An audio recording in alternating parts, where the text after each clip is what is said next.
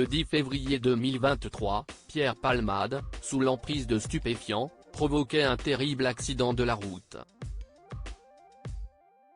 Aujourd'hui encore, et pour longtemps semble-t-il, les 3 victimes sont confrontées à des séquelles physiques et psychologiques dévastatrices.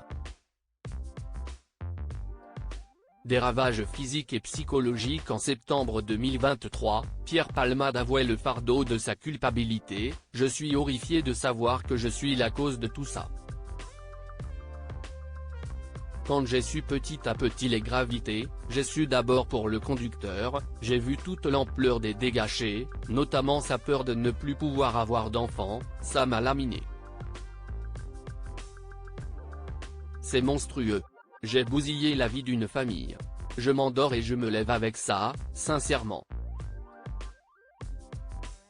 Pour rappel, le 10 février dernier, Pierre Palmade était sorti pour faire des courses.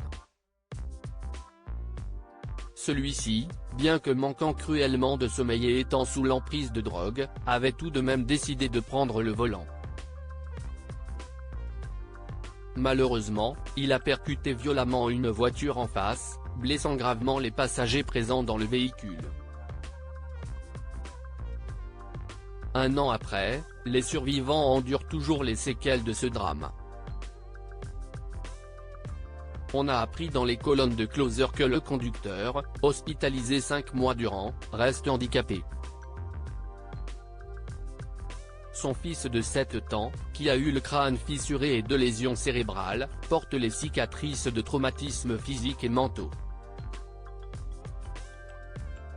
Quant à celle qui aurait déjà dû être maman à l'heure actuelle, les séquelles sont terribles également. Le cauchemar continue. Mila, la belle-sœur du conducteur, vivait une vie radieuse jusqu'à ce jour fatidique. Enceinte depuis plusieurs mois avant l'accident, elle rêvait des moments qu'elle aurait vécus avec son bébé.